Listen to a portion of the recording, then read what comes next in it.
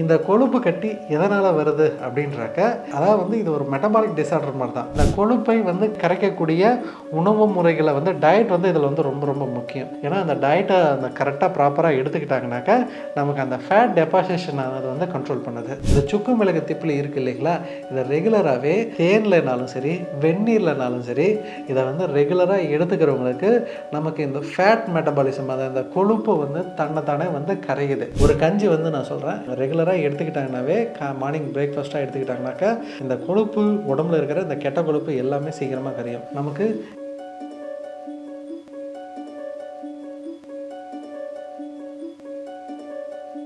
Health cafe நேயர்களுக்கு வணக்கம். நான் டாக்டர் சி.எம். சதீஷ்குமார், சித்த மருத்துவர். இன்னைக்கு நம்ம என்ன டாபிக் பார்க்க போகிறோம் அப்படின்னாக்க, இது வந்து நிறைய பேர் ரொம்ப காமனாக சந்திக்கிற பிரச்சனை, கொழுப்பு கட்டி. நிறைய பேருக்கு இந்த உடம்புல அங்கங்கே பார்த்தா ஒரு சிலருக்கு 1-2 கட்டி இருக்கும், சிலருக்கு வந்து நிறைய கட்டிகள் வந்து உடம்பு ஃபுல்லாக அங்கங்கே வந்து முடிச்சா நல்லா பெருசாக ரொம்ப அசிங்கமாக இருக்கும். ஸோ இந்த மாதிரி இருக்கிறவங்க ரொம்ப சஃபர் ஆகுவாங்க. இந்த கொழுப்பு கட்டிக்கு சித்த மருத்துவத்தில் எப்படி ட்ரீட்மெண்ட் பண்ணுறது, இது எதனால் வருது அப்படின்றத பார்க்கலாம் வாங்க. இந்த கொழுப்பு கட்டி எதனால் வருது அப்படின்றாக்க, அதாவது வந்து இது ஒரு மெட்டபாலிக் டிஸார்டர் மாதிரி தான். அதாவது வந்து நம்ம உடம்புல கொழுப்பானது தோலுக்கடியில் வழக்கமாக வந்து போய் படியும். இது ஈவனாக வந்து நமக்கு படிஞ்சிச்சு அப்படின்னாக்கா நமக்கு அது பிரச்சனை இல்லை. ஆனால் இந்த கொழுப்பு கட்டி என்ன ஆகுது அப்படின்னாக்கா, அந்த கொழுப்பு டெபாசிட் ஆகிறது ஒரே இடத்துல வந்து போய் டெபாசிட் ஆகுது. அதாவது வந்து ஒரு குறிப்பிட்ட பகுதிகளில் மட்டும் அதிகமாக வந்து டெபாசிட் ஆகுது. அந்த அதிகமாக டெபாசிட் ஆகிறதுனால நமக்கு அதுக்கு மேல் பகுதியில் இருக்கிற அந்த ஸ்கின் வந்து என்ன ஆயிடுது அப்படின்னாக்கா நமக்கு தூக்கி அது புடைச்ச மாதிரி ஆயிடுது. அப்படி புடைச்ச மாதிரி ஆகிறதுனால நமக்கு ஆட்டோமேட்டிக்காக என்ன ஆகுது அப்படின்னாக்கா அது வந்து நல்லா கட்டி மாதிரி கல் மாதிரி தெரியுது. இது ஒரு இடத்துல 2 இடத்துல ஒரு சிலருக்கு இருக்கும். சிலருக்கு என்ன ஆகும் அப்படின்னாக்கா அங்கங்கே உடம்பு ஃபுல்லாக இருக்கும். இது மேக்ஸிமம் வந்து குழந்தைங்களுக்கு அதிகமாக இருக்கிறது இல்லை. ஒரு 22-30 வயசு ஆக ஆரம்பிக்கும் போது 22லேருந்து அந்த 30 ஏஜுக்குள்ளார தான் வந்து அவங்களுக்கு இந்த கொழுப்பு கட்டியானது ரொம்ப காமனாக வந்து தென்படுது. இந்த கட்டி என்ன ஆகும் அப்படின்னாக்கா, இப்போ இது மேக்ஸிமம் வந்து பெரும்பாலும் வந்து யாருக்கும் எந்த பிரச்சனையும் பண்ணாது. சில டைமில் இது வந்து அந்த நரம்புகள் மேலேயோ இல்லை அந்த டெண்டான்ஸு லிகமெண்ட்ஸு இந்த மாதிரி வந்து பகுதிகளில் வளம் வந்துச்சு அப்படின்னாக்கா அவங்களுக்கு சில டைமில் வந்து வலி வந்து ஏற்படுது. அந்த மாதிரி டைமில் வந்து நீங்கள் டாக்டர் போய் பார்க்கும்போது என்ன பண்ணுவாங்க அப்படின்னாக்கா, நார்மலாக ஒரு டிஸ்டர்பன்ஸ் இல்லாத இடத்துல இருந்துச்சுன்னா வந்து விட்டுருங்கப்பா அப்படின்றது சொல்லுவாங்க. சில பகுதிகளில் வந்து வேறு இல்லை, அந்த நரம்புகள் மேலே இல்லை வந்து சதைகள் மேலே இல்லை ஜவ்வுகள் மேலே இருந்துச்சுனாக்கா அது வலி கொடுக்கறதுனால சர்ஜரி பண்ணி எடுத்துடலாம், ரிமூவ் பண்ணிடலாம் அப்படின்றது தான் சொல்லுவாங்க. அதை ரிமூவ் பண்ணாக்கா அந்த கட்டிகள் வந்தால், ஆனால் திரும்பவும் அந்த இடத்துல அதே இடத்துல மறுபடியும் அந்த கொழுப்பு வந்து படிஞ்சு மறுபடியும் அந்த இடத்துல கட்டி வரதுக்கான வாய்ப்புகள் வந்து இருக்குது. ஏன் அப்படின்னாக்கா அதை நான் தான் சொன்னல, அந்த மெட்டபாலிசம், அந்த கொழுப்பை வந்து ஸ்கின்னுக்கு அடியில் படி வைக்கிற அந்த மெட்டபாலிசம் ஆனது குறிப்பிட்ட பகுதியில் வந்து அது படிக்கிறதுனால ஆட்டோமேட்டிக்காக இந்த பகுதி வந்து நமக்கு அதிகமாக அந்த கட்டி மாதிரி வந்து நமக்கு உருவாகுது. இதுக்கு சித்த மருத்துவத்தில் என்ன பண்ணுவோம் அப்படின்னாக்கா, உள் மருந்தாக நான் வந்து நிறைய மருந்துகள் வந்து நம்ம சாப்பிடணும். ஸோ இந்த கொழுப்பை வந்து கரைக்கக்கூடிய உணவு முறைகளை வந்து டயட் வந்து இதில் வந்து ரொம்ப ரொம்ப முக்கியம். ஏன்னா அந்த டயட்டை அந்த கரெக்டாக ப்ராப்பராக எடுத்துக்கிட்டாங்கனாக்கா நமக்கு அந்த ஃபேட் டெபாசிஷன் ஆனது வந்து கண்ட்ரோல் பண்ணுது. இல்லை சார் எனக்கு ரொம்ப சைஸ் கட்டி ரொம்ப பெருசாக இருக்குது, அந்த கட்டி கரையணும் அப்படின்னாக்கா அதுக்கு உள் மருந்தாக சித்த மருத்துவத்தில் நிறைய மருந்துகள் வந்து கொடுப்பாங்க. அது கொடுக்கும்போது நல்ல ரிசல்ட்ஸ் வந்து இருக்குது. சில டைமில் வந்து சாப்பிடும்போது கம்மியாகும், ஆனால் டயட் வந்து ப்ராப்பராக வந்து ஃபாலோ பண்ண மாட்டாங்க. அப்போ ஆட்டோமேட்டிக்காக என்ன ஆகணும், மறுபடியும் வந்து அந்த டெபாசிஷன் வந்து நடக்கும். ஸோ அதனால் இந்த கொழுப்பு கட்டி இருக்கிறவங்களுக்கு உணவு பழக்கம் ரொம்ப ரொம்ப முக்கியமாக அவங்க வந்து கடைபிடிக்க வேண்டியதாக இருக்கும். சித்த மருத்துவத்தில் இதுக்கு என்ன மாதிரியான மருந்துகள் வந்து கொடுப்பாங்க அப்படின்னாக்க, சித்திர மூலக்குளிகை அப்படின்றது கிடைக்கும். அதாவது வந்து சித்திர மூலக்குளிகை அப்படின்றது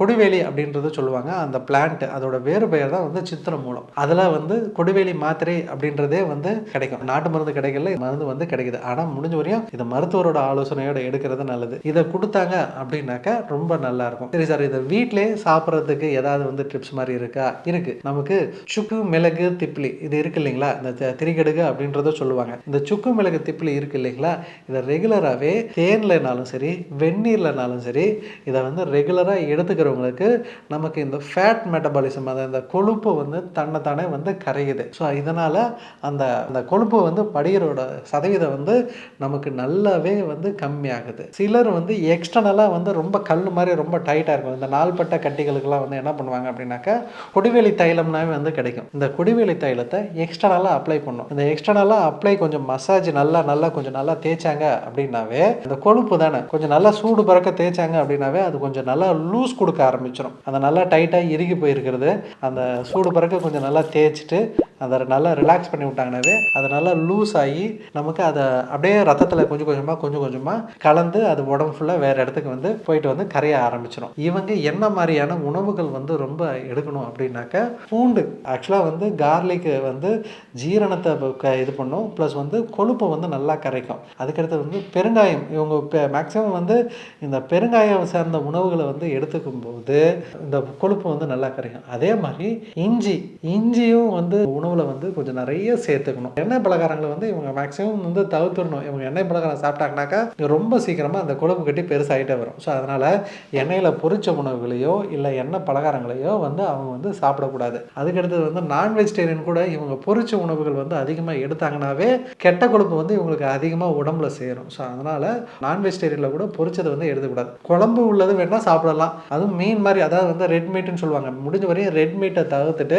இந்த மீன் மாதிரியான ஒயிட் மீட்டுகள் இருக்கு இல்லைங்களா, இதெல்லாம் எடுத்தீங்கன்னாக்கா ரொம்ப நல்லது அவங்களுக்கு. இந்த மாதிரியான உணவு முறைகளை வந்து தொடர்ந்து எடுத்துகிட்டு வந்தீங்கன்னாவே போதும், இந்த கொழுப்பு கட்டி சீக்கிரமாக வந்து கரையும். இவங்க வேற என்ன மாதிரியான உணவுகளை வந்து எடுக்கலாம் அப்படின்னாக்க, ஒரு கஞ்சி வந்து நான் சொல்கிறேன் ரெகுலராக எடுத்துக்கிட்டாங்கன்னாவே மார்னிங் பிரேக்ஃபாஸ்ட்டாக எடுத்துக்கிட்டாங்கனாக்கா இந்த கொழுப்பு உடம்புல இருக்கிற இந்த கெட்ட கொழுப்பு எல்லாமே சீக்கிரமாக கரையும். நமக்கு இந்த இஞ்சி இருக்கு இல்லைங்களா, இஞ்சி நல்லா வந்து சதைச்சிடணும். இஞ்சி கூட கொஞ்சோண்டு மிளகு, அதுக்கடுத்தது வந்து பூண்டு, பெருங்காயம், இது எல்லாத்தையுமே நல்லா கொஞ்சம் சதைச்சி கடைகள்லாம் வந்து கேட்டிங்கனாக்கா காடை துணின்னு கிடைக்கும். அதில் பால் வடிகட்டுற துணின்னு இருக்கும். அந்த பாலெல்லாம் வடிகட்டுறதுக்கு வந்து அவங்க பயன்படுத்துவாங்க. இது என்ன பண்ணுங்க அப்படின்னாக்கா ஒரு சின்ன பீஸாக வந்து கட் பண்ணி எடுத்துட்டு அதுக்கு நடுவில் இந்த நான் சொன்ன இந்த பொருட்களில் வந்து வச்சுட்டு நல்லா வந்து கிளி மாதிரி கட்டிக்கோங்க. கட்டிட்டு கஞ்சி நல்லா புழுங்கரிசி கஞ்சி இருக்குது பார்த்தீங்களா, அந்த கஞ்சியில் இதை வந்து போட்டுருங்க. இது வந்து நல்லா கொஞ்சம் கொதிக்கட்டும். இப்போ நல்லா கொதிக்கும்போது இதில் இருக்கிற சத்துக்கள் எல்லாமே அந்த கஞ்சியில் வந்து இறங்கும். அப்போது அந்த கஞ்சியை ரெகுலராக வந்து எடுத்துக்கோங்க.